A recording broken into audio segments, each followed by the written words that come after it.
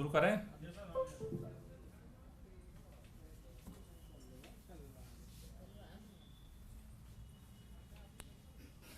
हमारा देश भारत कृषि प्रधान देश कहा जाता है। भारत के किसान तपती धूप में, कड़कड़ाती ठंड में, बारिश में अपना खून पसीना बहा करके अन्न पैदा करते हैं और भारत के गांव के पटवारी से लेकर के और देश के प्रधानमंत्री तक का पेट भरने का काम करते हैं। देश के हर बच्चे, बूढ़े, जवान, स्त्री, पुरुष, महिला, हर जाति, धर्म, क्षेत्र, भाषा, प्रांत के लोगों के पेट भरने का काम किसान करते हैं। लेकिन आज जिस तरह से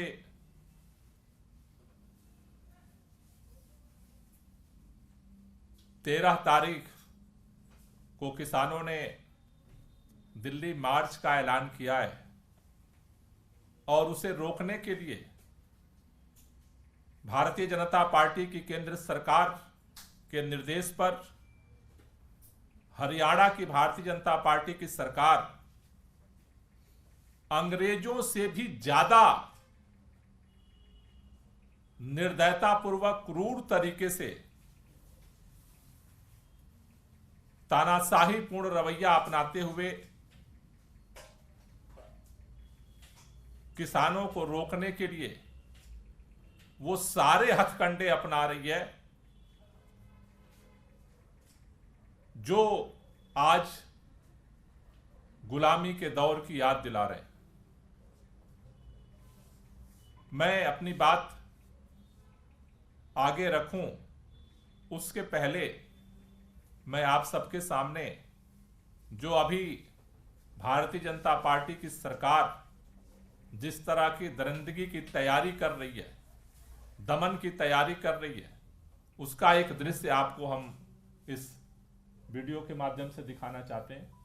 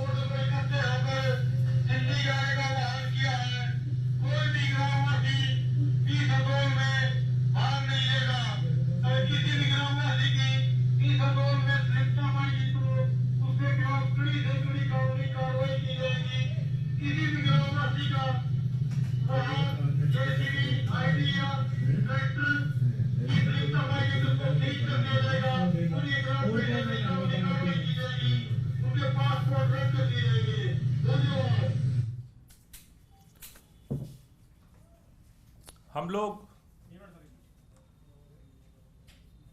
स्वतंत्रता आंदोलन के दौरान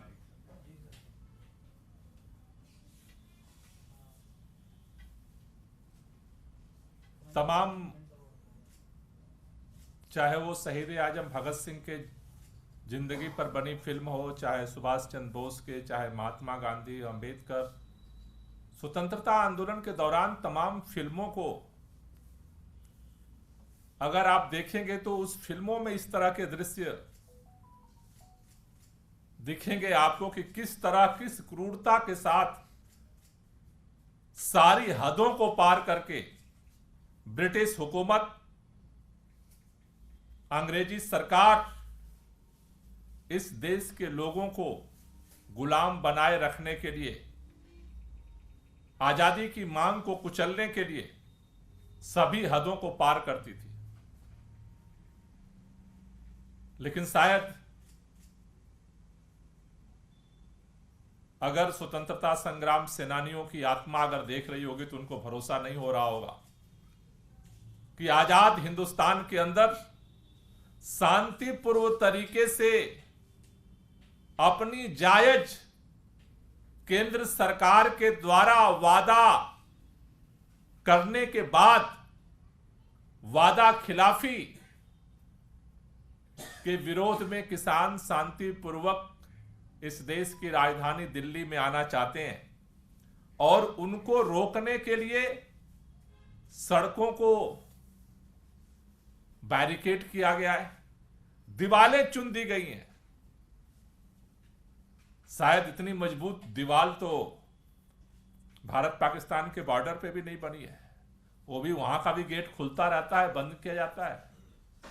उन दीवालों के पत्थरों की जो दीवार है उसके सामने अभी आपने किले देखी हैं। ये किले जो ठोकी गई हैं, भारतीय जनता पार्टी की सरकार ने ये जमीन पर किले नहीं ठोकी हैं, ये किसानों के दिलों पर किले ठोकी जा रही हैं। और अगर भाजपा ये सोचती है कि हम नारा दे रहे हैं कि हम 400 पार आने जा रहे हैं इसलिए किसानों के दिलों पर कील ठोक देंगे, मुझे लगता है कि इससे दर्दनाक और इससे दुर्भाग्यपूर्ण आज भारत के अंदर कुछ भी नहीं हो सकता है। यह दृश्य देख करके कलेजे में ऐसी पीड़ा हो रही है कि क्या पंजाब के किसान भारत के किसान नहीं है? क्या उनकी राजधानी दिल्ली नहीं है? क्या हरियाणा के किसानों की राजधानी दिल्ली नहीं है? क्या उत्तर प्रदेश के किसानों की राजधानी दिल्ली नहीं है? क्या राजस्थान के किसानों की राजधानी दिल्ली नहीं है? आखिर वो कौन सी मजबूरी है भारतीय जनता पार्टी की सरकारों के सामने कि आज किसानों को दिल्ली आने से रोकने के लिए सारी हदों को सरकार पार कर रही है। मदर ऑफ डेमोक्रेसी का भाषण देना एक बात है और मदर ऑफ डेमोक्रेसी की आबरू की रक्षा करना, उसकी मर्यादा की रक्षा करना दूसरी बात है।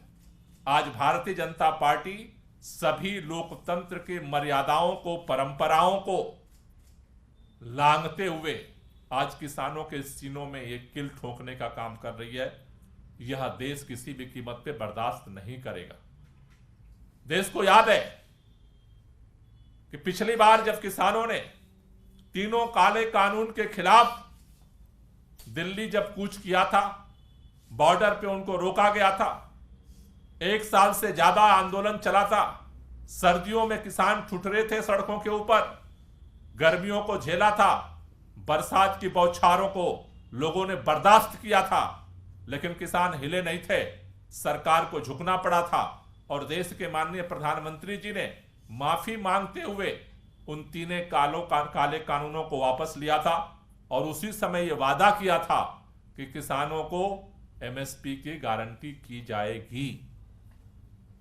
साल, महीना दर महीना साल गुजर गया, पार्लियामेंट के आखिरी सेशन की समाप्ति हो गई, अंतरिम बजट पास हो चुका, प्रधानमंत्री जी चुनाव प्रचार में निकल चुके और किसान अब भी टकटकी लगाए देख रहे हैं कि क्या एमएसपी क्यों गारंटी का कानून आएगा या नहीं आएगा।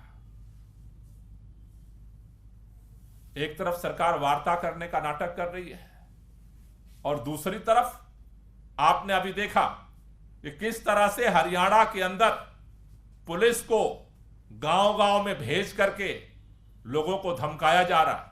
कहा जा रहा है कि अगर आंदोलन में आप शामिल होगे तो पासपोर्ट आपका जब्त कर लिया जाएगा, बैंक के खाते जब्त कर लिए जाएंगे, प्रॉपर्टी के कागज जो है पुलिस जमा कर रही है, पेट्रोल पर पंप पर निर्देश दिया गया है कि एक लिमिट में ही किसानों को पेट्रोल और डीजल देना है। ऐसी स्थिति तो भारत ने आपातकाल के दौरान भी नहीं देखी। ऐसी स्थिति तो आजादी के लड़ाई के दौरान भी इस देश के चप्पे चप्पर पर नहीं देखा गया। आखिर हो क्या गया है हमारी सरकार को? एक तरफ आपको इस बात का अहंकार है कि देश के अंदर हम 400 पार सीटें लाने जा रहे हैं, और दूसरी तरफ दिल्ली में किसानों के आने से डर लगता है आपको। किसान आने शांतिपूर्वक अपनी मांग को लाने के लिए अगर आना चाहते हैं तो आपको डर किस बात को लगता है? किसान आंदोलन के बाद, जब पिछली बार आंदोलन हुआ था उत्तर प्रदेश के चुनाव से पहले, माननीय प्रधानमंत्री जी ने, किसी मंत्री ने नहीं, किसी विधायक ने नहीं, किसी मुख्यमंत्री ने नहीं, स्वयं देश के प्रधानमंत्री माननीय नरेंद्र मोदी जी ने कहा था कि हम ये तीनों काला कानून जो है उसको वापस ले रहे हैं, और किसानों को एमएसपी की जो बात उठी थी उसके लिए कमेटी बनाने की बात हुई थी। आज तक कमेटी ने क्या किया इस पर बोलने को तैयार नहीं है। आपने जो वादा किया था, वादा खिलाफी आपने किया।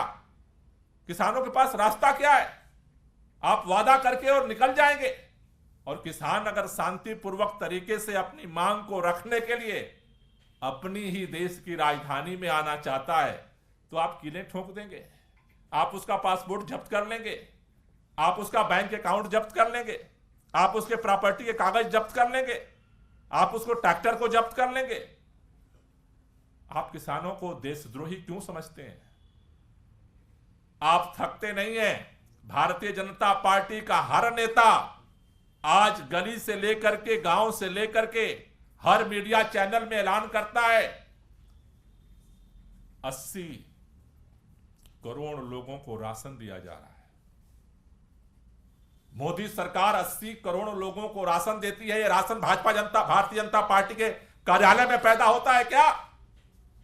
वो गेहूं कौन पैदा करता है? किसान पैदा करता है। वो चावल कौन पैदा करता है? किसान पैदा करता है। किसानों की कड़ी मेहनत से पैदावार के आधार पर आप चुनावी फसल तो काटना चाहते हैं, लेकिन इतनी भी शर्म नहीं है कि किसानों के साथ शांतिपूर्वक तरीके से आंदोलन को संचालित करने का आप अवसर दे सकें। आप सारी हदें पार कर रहे हैं इसलिए कि आप चुनाव जीत सकते हैं। केवल अहंकार अंग्रेजों का भी इस देश के अंदर नहीं बचा था। चुनाव सब कुछ नहीं होता है। अगर आप इस तरह किसानों के सीनों पर अगर किल ठोकने का काम अगर आपको लगता है कि करने के लिए आपने जिद ठानी है, तो बड़ी बड़ी हुकूमतों को उठा करके लोगों ने फेंका है। अभी वोट नहीं पड़े हैं। अगर आपको इस बात का घमंड है कि हम पोलराइज करा करके और चुनाव जीत लेंगे और कोई कुछ भी नहीं कर सकता है, ये वही देश है जिन अंग्रेजों के राज में सूरज नहीं डूबता था, उसको भी उखाड़ करके फेंका है लोगों ने, अपने आंदोलन के दम पर फेंका है। इस देश के अंदर इस देश के लोग हर हुकूमत की तानाशाही बर्दाश्त करते हैं, लेकिन उसकी एक लिमिट होती है। आज भारतीय जनता पार्टी की सरकार सारी हदों को पार करके शांतिपूर्व लोकतांत्रिक तरीके से अपनी आवाज उठाने के लिए मजबूर किसान है। अगर वादा खिलाफी नहीं किया होता भारतीय जनता पार्टी की सरकार ने, 700 से ज्यादा किसानों की मौत हुई किसान आंदोलन में, आज तक मुआवजा नहीं दिया गया। वादा किया था सरकार ने। आज किसानों के ऊपर मुकदमे लगे हैं, बहुत जगह पे वापस नहीं हुए। आज वो कोर्ट कचहरी के चक्कर लगा रहे हैं। आपने वादा किया था, वादा का समाधान करने के लिए आज फिर किसानों को पत्र गया है कि चंडीगढ़ में माननीय अर्जुन मुंडा जी, पीयूष गोयल जी और नित्यानंद राय जी दोबारा वार्ता करना चाहते हैं। आपका वार्ता का जो पत्र है वो भी धोखा है, क्योंकि एक तरफ आप वार्ता के टेबल पे बुलाना चाहते हो और दूसरी तरफ सड़कों पर कीलें ठोक रहे हो। यह दोहरा मापदंड किस लिए? इसका मतलब यह है कि आज की शाम को भी आप किसानों की मांगों को मानने को तैयार नहीं हो। अगर किसानों को की मांगों को मानने का अगर आपके दिमाग में अगर थोड़ा सा भी इतना भी कोई बात होती तो किसान क्यों कुछ करेगा? पिछले आंदोलन के बाद से आज तक तो किसान नहीं कुछ किया। जब सारी सीमाएं बंद हो गई हैं, सारे दरवाजे आपने बंद किए, पार्लियामेंट में आपने बहुत सारे उपलब्धियां गिनाई, लेकिन पार्लियामेंट का सत्र खत्म हो गया। अब चुनाव होने वाला है। आज किसान मजबूर होकर के बाहर निकला है। इसलिए भारतीय जनता पार्टी के नेताओं से हमारी हाथ जोड़ करके गुहार है सत्ता के अहंकार में इतना मत चूर हो जाइए कि भारत के स्वतंत्रता आंदोलन की सारी विरासत को, भारत की आत्मा को मत जगाइए। इतना अहंकार में मत चूर होइए। और मैं हरियाणा की खट्टर सरकार से भी निवेदन करना चाहता हूं कि आप केंद्र सरकार के आदेश पर जिस तरह की दरिंदगी की हदों को पार करने की तरफ आप बढ़ रहे हैं, वो इस देश के लोकतंत्र में एक काला अध्याय साबित हो रहा है। ये तस्वीरें, ये वीडियोज, ये अनाउंसमेंट आगे आने वाली पीढ़ियां याद रखेंगी। केंद्र सरकार का भी हिसाब किया जाएगा और अगले विधानसभा चुनाव में अगर खट्टर साहब आपने अगर ये सारी जो हदें पार की है उसको वापस नहीं लिया तो हरियाणा में भी आपको, हरियाणा का किसान इसका जवाब देगा। मेरी केंद्र सरकार से यही मांग है कि आप आज वार्ता के लिए बुलाए हैं कि जितने तरह के आपने ये पाबंदियां लगाई हैं इन सबको तुरंत वापस करिए, खुले मन से किसानों से वार्ता करिए और उसका समाधान करिए। आज पूरा देश यही चाहता है। Thank you. कोई क्वेश्चन हो तो ले लीजिए। सर, क्या पिछली बार दिल्ली सरकार से बसें मांगी गई थी पुलिस के द्वारा, क्या इस बार भी मांगी गई है या ये कहा गया था कि गिरफ्तार करके जहां ले जाया जाएगा उसके लिए एक जगह चाहिए, तो उस तरह की कोई मांग इस बार आई है क्या पुलिस की तरफ से? नहीं, अभी हमारे पास नहीं मांग आई है और हमारा स्टैंड पहले जैसे पिछली बार जिस तरह से था अभी इस बार भी वही है। किसानों को शांतिपूर्वक अपनी आवाज को, या तो सरकार उनकी मांग को पूरा करे या फिर उनको अपने लोकतांत्रिक तरीके से अपने आंदोलन को, अपनी आवाज को उठाने के लिए जगह प्रोवाइड करे। अभी आपको लग रहा है कि जिस तरह से बैरिकेडिंग की जा रही है कल तक पहुंच पाएंगे किसान? नहीं, देखिए मेरा मानना यह है कि चूंकि एक तरफ बैरिकेडिंग आप देख रहे हैं, बैरिकेडिंग नहीं है, कीलें ठोकी जा रही हैं। आज आप देख रहे हो रोडों पर कंक्रीट का एक नया बैरिकेड बना करके जिस तरह से कील ठोके गए, ऐसा दृश्य तो मैं गुलामी के दौर में भी मैंने नहीं कभी देखा कि इस तरह की अंग्रेजों ने भी कभी किया। नदी को खोद दिया गया है कि किसान ट्रैक्टर लेकर कहीं उधर से ना निकल जाए। चप्पे चप्पे पर जो है सिरसा से लेकर के और अंबाला जो है के रास्ते पर सब जगह जो है इंटरनेट बंद कर दिया गया। तो मुझे लगता है कि देखिए ये सरकार कन्फ्रंटेशन को खुद इनवाइट कर रही है। भाई किसान बात क्या कह रहे हैं? किसान कह रहे हैं कि भाई एमएसपी को कानूनी गारंटी जो है, जो वादा आपने किया था वो पूरा कर दीजिए। आज आपने शाम को उनसे वार्ता के लिए फिर बुलाया है चंडीगढ़, तो एक तरफ वार्ता के लिए बुला रहे हैं, दूसरे तरफ आप जो है किले ठोक रहे हैं। तो ये तो साफ दिख रहा है कि केंद्र सरकार किसानों की मांगों को मानने को तैयार नहीं है और गोली के दम पर, लाठी के दम पर वो उनकी आवाज को कुचलना चाहती है। अब तो सत्र भी नहीं है, सत्र भी खत्म हो चुका है, आपको लगता है कि दोबारा बुलाना पड़ेगा सत्र या सरकार बुलाए? आप ऐसी मांग करते हैं किसका? मेरे ख्याल से तो सरकार को सोचना है ना कि सरकार ने वादा किया था तो क्यों नहीं पूरा किया। भाई अब किसानों के पास विकल्प क्या है? किसान क्या करें? किसान आप जो है मतलब सब कुछ करेंगे, किसान अपनी आवाज भी ना उठाएं। किसानों के पास रास्ता क्या है? अब शांतिपूर्वक तरीके से अपनी आवाज उठाने के अलावा रास्ता क्या है किसानों के पास? समाधान तो सरकार ही दे सकती है। स्पेशल सेशन बुलाया जा सकता है, उनको पूरा किया जा सकता है, इसी सेशन में पूरा हो जाना चाहिए था। सर, जैसे कि स्मार्ट कैट मजदूर नहीं है, इसके नीचे और कई बड़े नेता भी शामिल हुए, तो क्या ये आंदोलन जो है लंबा चल पाएगा? देखिए ये अभी सरकार के रुख पर निर्भर करता है कि सरकार क्या रुख ले रही है। एक बात तय है कि जितना ही सरकार दमन करेगी आंदोलन उतना ज्यादा बढ़ेगा। इसके उत्तर दिल्ली के आप संयोजक भी हैं। कल पंजाब में मुख्यमंत्री अरविंद केजरीवाल ने ये कहा कि दिल्ली की 7 लोकसभा सीट आम आदमी पार्टी जीत रही है, दिल्ली के लोग जिता रहे हैं। इस पर आप क्या कहेंगे? नहीं, देखिए मुख्यमंत्री जी का जो कहने का आशय था कि दिल्ली के अंदर भी 7 जो सीटें हैं वो भारतीय जनता पार्टी हारने जा रही है। और आज जिस तरह से भारतीय जनता पार्टी का दिल्ली के अंदर जो रवैया रहा है, जिस तरह से यहाँ के अधिकारों को सत्ता के दम पर छीना गया, सुप्रीम कोर्ट के आदेश को पूरी तरह से धज्जियां उड़ाई गई, जिस तरह से दिल्ली के अंदर सारे कामों को रोकने की कोशिश सरकार कर रही है। 10 साल हो गए, 10 साल से भाजपा के 7 सांसद हैं। 10 साल में भाजपा के 7 सांसदों ने क्या किया किसी को नहीं पता है। एक ही काम किया है, केंद्र सरकार दिल्ली के काम रोकती रही और उसमें वो हाँ में हाँ मिलाते रहे। सर, आपको नहीं, सातों सीट आम आदमी पार्टी लड़ रही है या बीजेपी को लिए क्या एक ये छोड़ेगी? कांग्रेस के लिए तो देखिए, कांग्रेस के लिए, sorry। आम आदमी पार्टी इंडिया गठबंधन में है और इंडिया गठबंधन को लेकर के कई दौर की वार्ता हुई है, लेकिन एक चीज़ हम लोगों का मानना है कि अब काफ़ी देरी हो रही है। जल्दी सीटों पर निर्णय लेने की ज़रूरत है और उसको लेकर के अभी जो परिस्थितियां हैं, समय जिस तरह से लगातार बीतता जा रहा है, उसको कैंपेन को लेकर के, सीटों को लेकर के, कल पार्टी की जो पॉलिटिकल अफेयर कमेटी है उसकी बैठक भी हम लोगों ने बुलाई है। उसमें और डिटेल में चर्चा करेंगे कि जो परिस्थितियां अभी हैं उस पर आगे कैसे निर्णय लिया जाए। Thank you. यहीं पर